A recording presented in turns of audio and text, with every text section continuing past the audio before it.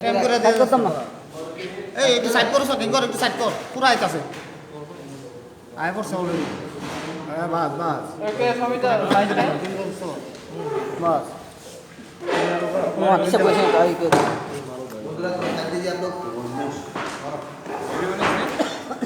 একটু সাইড করো ভাই वन मिसिंग वन मिसिंग কেমনে কাজ কোন মিসিং नहीं पुलिस एफआईआर हां तो আমি খবর কই না আমি তো অফিসে আছি আমি এখন সাজেশন কে করতে তোর মোবাইল দিয়ে তুলতাম নেই ও তোলে মোবাইল দেখাই তোর তুলে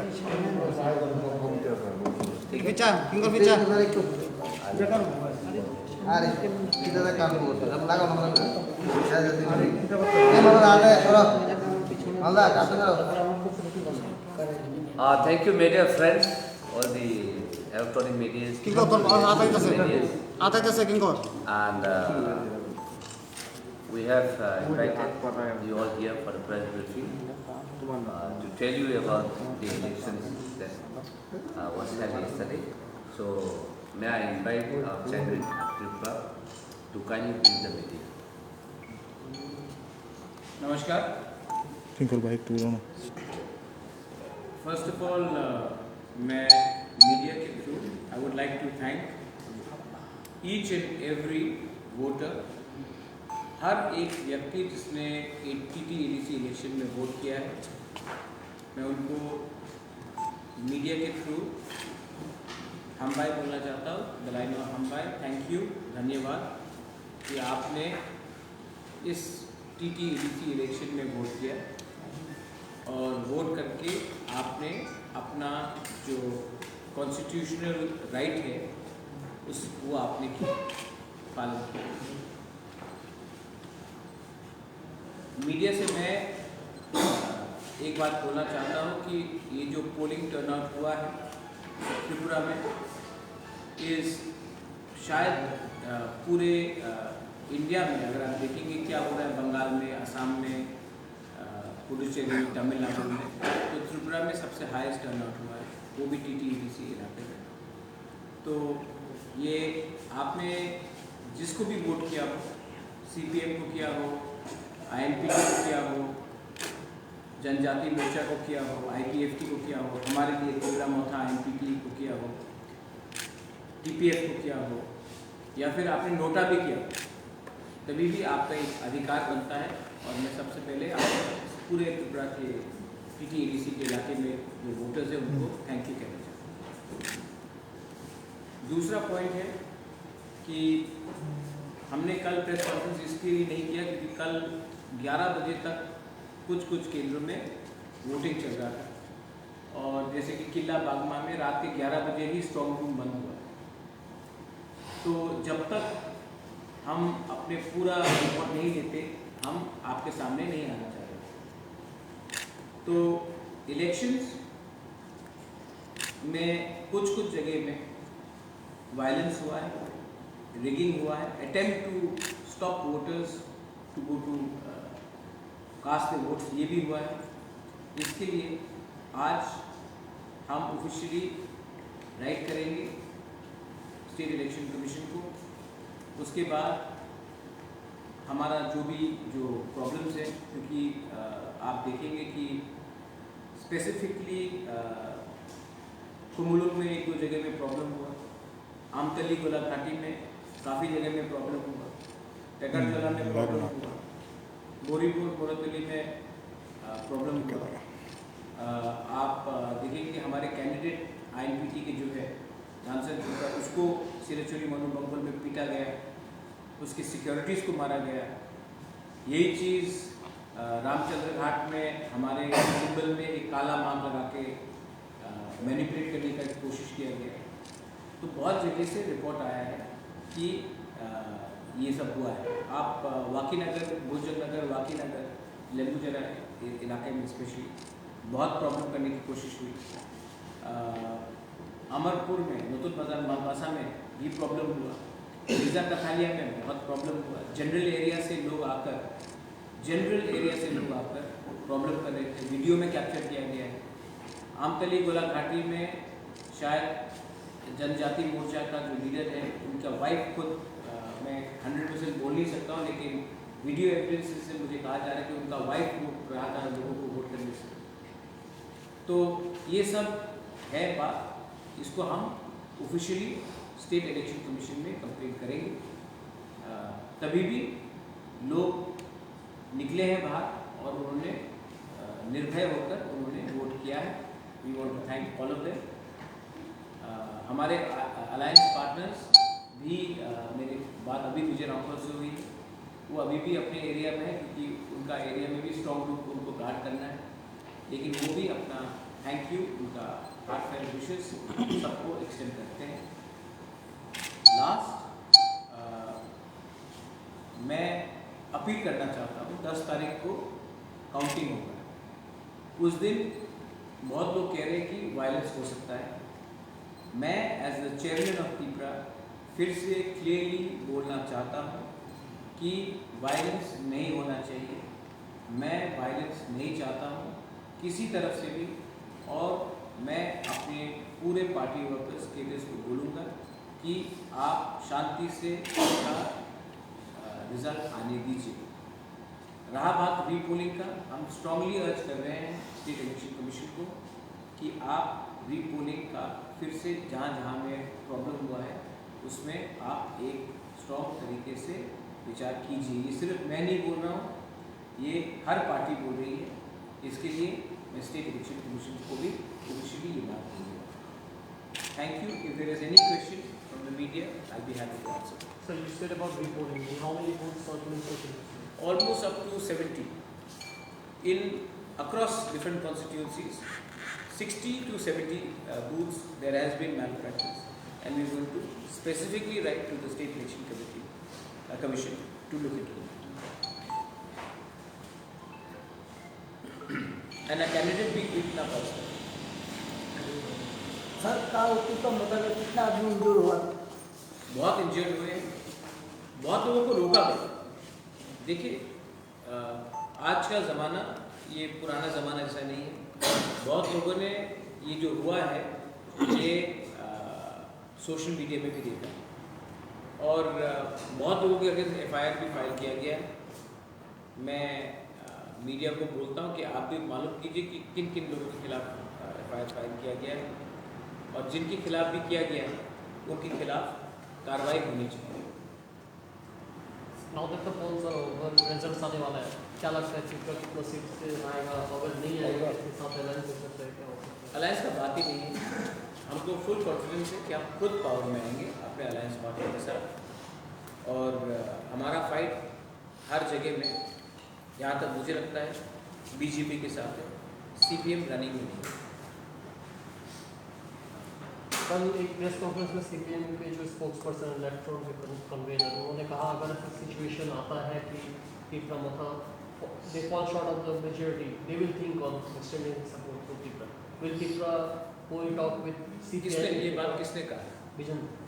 तो विजन धर को एक्चुअली ऐसा करिए, मैं आप उसका नंबर मुझे दे दीजिए, मैं उसको SMS करता हूँ, वो डायरेक्टली मुझसे बात करें, ना कि through media. You can talk to me directly. अभी तक officially, unofficially, directly, indirectly, secretly कोई ऑफर मुझे किसी पार्टी से नहीं आया।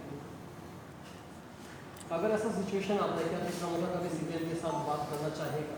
उनको अपना ऑफर देने दीजिए ऑफिशियली। थ्रू मीडिया में एक बात बोलना, तब मेरे फैमिली के ऊपर डायरेक्टली अटैक करना, पहले उनको अपना प्लान ठीक करने बोलिए। ऐसा तो नहीं हो सकता ना कि मेरे माँ को दंगा में डायरेक्टली इम्प्लीकेट किया गया है, उसके बाद मेरे साथ अलायंस कैसे कर सकते हैं? मेरी माँ तो दंगा करती है। आप पहले अपना व्यू क्लियर कीजिए कि मेरा माँ राइटियर है या उसका बेटा के संग आपको अलायंस करना है।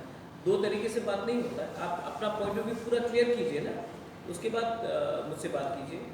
विजन धर को जितेंद्र चौधरी से बात करने बोलिए पहले। सर कल जो एरिया में जो वोटिंग हुआ था, हर जगह पे पुलिस का जो इंतजाम किया गया है, पुलिस था थोड़ा जो पुलिस इंतजाम किया गया है जी ड्यूटी में, आप क्या संतुष्ट है इसमें? नहीं, ऐसे कि आप प्रेस लोग यहाँ में मेरे सामने 15 प्रेस लोग, दो ही आदमी सवाल पूछता है, तो प्रेस ने काम किया कि नहीं किया वो अलग बात है ना। तो वहाँ में पोलिंग स्टेशन में 50 पुलिस आदमी है, लेकिन अगर 2 ही आदमी डंडा लेके गुंडा को भगाएगा और 40 बैठ के रहेगा तो क्या होगा? तो मैं नंबर के बारे में बात नहीं कर रहा, मैं ये बोल रहा हूँ कि जब कोई गुंडागर्दी करता है तो पुलिस ने एक्शन लिया है कि नहीं लिया है। जो 60 से 70 बूथ के बारे में बात कर रहा हूँ, उसमें पुलिस का प्रेजेंस था, लेकिन पुलिस ने ठीक तरीके से एक्शन नहीं लिया। प्रिसाइडिंग ऑफिसर ने ठीक तरीके से एक्शन नहीं लिया। तो सिर्फ पहुंच जाने से वर्दी लेकर काम नहीं होता। जब कोई कुछ गलत काम कर रहा है या कोई गुंडागर्दी कर रहा है तो आपका ड्यूटी होता है उनको पकड़ने के लिए। My last question, आपने बोला कि तीसरा मौका में लेके आ सकता है, आपके पास अलायंस पार्टनर भी जहाँ पे सीनियर लीडर्स भी हैं, सीएम के रेस में कौन रहेगा कि बाद में डिसाइड होगा या आप ही रहेंगे? नहीं, वो तो क्लियर है। ये पूरा इलेक्शन मेरे नाम में लड़ा गया है, मेरे फेस पे लड़ा गया है। और हमने हम पब्लिक को इलेक्शन के पहले कुछ और बोलेंगे, इलेक्शन के बाद कुछ और बोलेंगे, ऐसा हम लोग का कोई वो नहीं है। आई एम द फेस, मैं हूँ और मैं ही बनूँगा।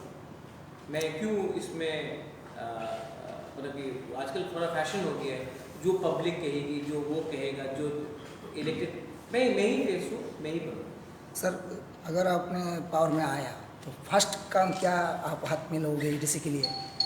मैंने कहा है कि मैं वाइट पेपर निकाल रहा हूँ, full accountability, full transparency, website में क्या पैसा कहाँ आ रहा है डीसी में, कितना पैसा कौन से डिपार्टमेंट में जा रहा है, कितना पैसा सैलरी के लिए जा रहा है, कितना पैसा कॉन्ट्रैक्ट के लिए जा रहा है, कितना पैसा आप काम में लगा रहे हो, पूरा ट्रांसपेरेंसी का ऑडिट होगा। उसके बाद हम अपना की सेक्टर आइडेंटिफाई कर रहे हैं, health, education, connectivity and power. Power तो हमारे पास डायरेक्टली नहीं है, लेकिन कनेक्टिविटी रोड है, हेल्थ है, प्राइमरी हेल्थ है, एजुकेशन प्राइमरी एजुकेशन है, वो तीनों को हम आगे रख रहे हैं। उसके बाद लैंड एंड रेवेन्यू में हम फुल एम्फेसिस दे रहे हैं और क्लियर ट्रांसपेरेंट गवर्नमेंट चलाना चाहते हैं।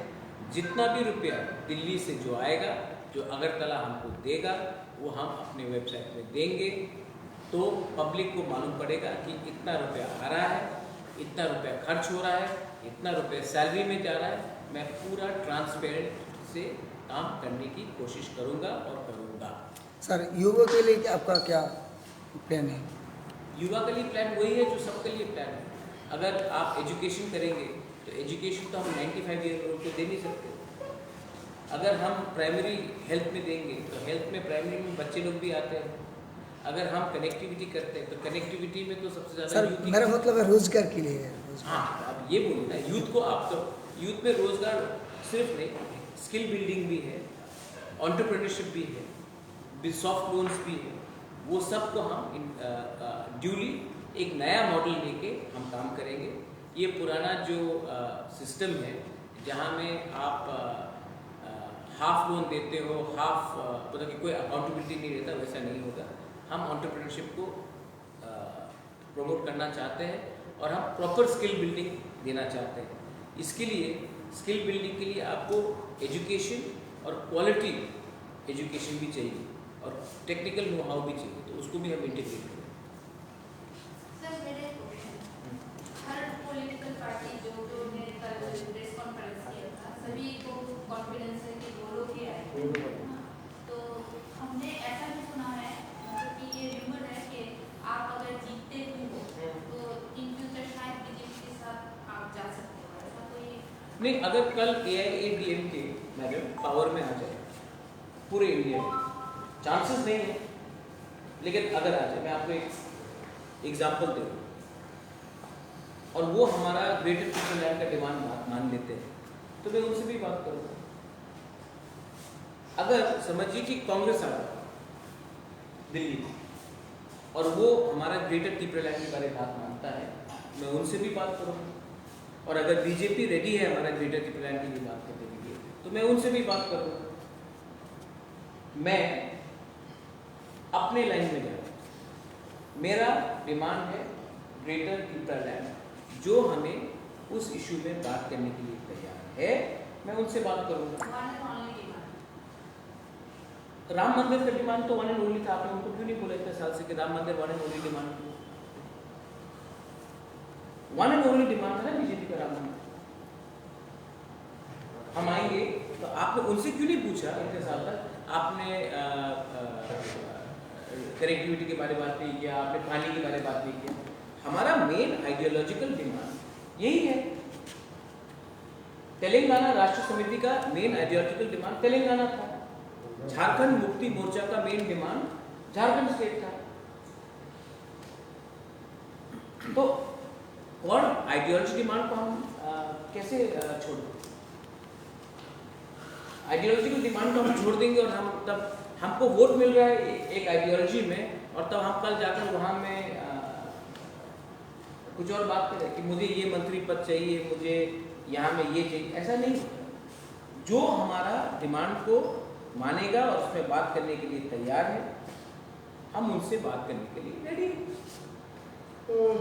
अगर कल कम्युनिस्ट पार्टी रेडी है तो मैं उनसे भी बात करूँगा। अगर कल बहुजन समाज पार्टी रेडी है, आम आदमी पार्टी रेडी है, तो मैं उनसे भी बात करूँगा। मुझे समझ में नहीं आता कि त्रिपुरा में हमको लगता है कि हर चीज़ ब्लैक एंड व्हाइट होना चाहिए, कुछ ग्रे नहीं हो सकता। ऐसा नहीं हो सकता कि बीजेपी सीपीएम को छोड़ के और कोई इंडिपेंडेंट आदमी अपना व्यू करेंगे। ऐसा तो नहीं है ना कि मुझे धर्मेंद्र और अमिताभ बच्चन की पिक्चर हर फ्राइडे को देखना है, शायद मुझे इंडिपेंडेंट पिक्चर भी देखना हो। तो ये जो सवाल, I am not specifically speaking about you, but ये सवाल मेरे पास बहुत बार आ चुका है कि आप बीजेपी के साथ हैं या सीपीएम के साथ? मैं क्यों दोनों के साथ हूं? जो मुझसे रेडी है मेरा डिमांड में विचार करने के लिए, मैं उनके साथ बात करूंगा। इसमें सोचने का क्या है? इसमें मुझे समझ में नहीं आ रहा। आप क्या पाकिस्तान के साथ हो या इंडिया के साथ हो या बांग्लादेश? अरे कोई इंडिविजुअल भी तो एक ओपिनियन रख सकता है, एक पार्टी का इंडिविजुअल सांसद तो हो सकता है। यही मेरा त्रिपुरा मथा के आने वाले अर्बन लोकल बॉडीज में कॉन्टेस्ट करने वाला है। जी, मैंने सोचा कि एक दो यार पत्रकार को भी चाहूँ, शायद आपको भी मैं एक ऑफर कर सकता हूँ। नहीं, सीरियसली, क्यों नहीं लड़ूँ? क्यों त्रिपुरा मोथा, जहाँ अगरतला में इतना हमारे इंडिजिनस लोग हैं, हम क्यों नहीं लड़े? और उसका ये मतलब नहीं कि सिर्फ इंडिजिनस को टिकट दे, कोई दूसरा भी हो जो हमारे इश्यू से सिंपथाइज करता हो, जो हमारे लोगों के साथ जुला मिला हो, मैं उनको क्यों मौका नहीं दूँ? क्यों नहीं लड़ूँ? एकदम लड़ेंगे, और लड़ेंगे भी तो वोट काटने के लिए नहीं, लड़ेंगे भी तो जीतने के लिए लड़ेंगे।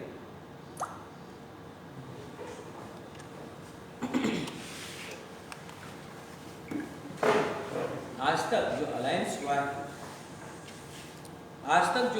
हुआ है, हमेशा नेशनल पार्टी रीजनल पार्टी के संग 20 सीट पे अलायंस करता है। तो क्यों नहीं हम 40 सीट में भी अलायंस करें? ये क्या मैसेज भेज रहे हैं कि सिर्फ 20 सीट पे ही अलायंस होगा और 40 सीट में अलायंस नहीं होगा? क्यों? क्योंकि जनजाति सिर्फ जनजाति के बारे में बात करें। ये गलत मैसेज है। हमको लगता है कि हमको सब जगह में बात करना चाहिए। मुसलमान के लिए बात करना चाहिए, बंगाली के लिए करना चाहिए, जो हिंदुस्तानी है उनके लिए करना चाहिए, जो नेपाली है, जो मणिपुरी है इतने साल से यहाँ में, सबके लिए बात करना चाहिए। ये जो आइडिया है कि हमें सिर्फ यहीं तक हमारा सीमा बंद होना चाहिए, ये गलत बात है। हमारा सीमा 20 सीट से भी बाहर निकलता है। और आज I am telling you again, हम इलेक्शन कमीशन से मिलेंगे, ऑफिशियली हम बोल रहे हैं, और उसके बाद हम पुलिस से भी मिलके रिक्वेस्ट करेंगे कि 10 तारीख को शांति से काउंटिंग हो। हम नहीं चाहते हैं कि इलेक्शन के बाद कोई वायलेंस हो, कोई दंगा हो, और जो कॉमन पीपल है जिसका कोई पॉलिटिक्स से लेना देना नहीं है, आपने वोट किया बस, आपका कोई पार्टी होल्डर नहीं, पोजीशन होल्डर नहीं, उनको कष्ट नहीं होना चाहिए। 10 तारीख को इलेक्शन खत्म होने के बाद हमने ये भी देखा कि त्रिपुरा में कोरोना बढ़ रहा है और हम स्टेप्स नहीं ले रहे, तो हमको लगता है कि इसका भी हमको अभी ध्यान देना चाहिए। 2 तारीख के बाद पश्चिम बंगाल में इलेक्शन खत्म होगा, उसके बाद पूरा इंडिया लॉकडाउन करने से शायद देरी हो सकता है। इसके लिए हमें 10 तारीख के बाद बहुत रिस्पॉन्सिबली काम करना है, एक साथ होकर काम करना है, तू मैं नहीं, एक सिंगल यूनिट करके कोरोना मुझे मेरे पार्टी वर्कर को भी लगेगा, बीजेपी को भी लगेगा, सीपीएम को भी लगेगा, कांग्रेस के भी 2-3 लोग जो बचे हैं उनको भी लगेगा। इसके लिए हमें ये सब एक संग ही टाइम। Thank you.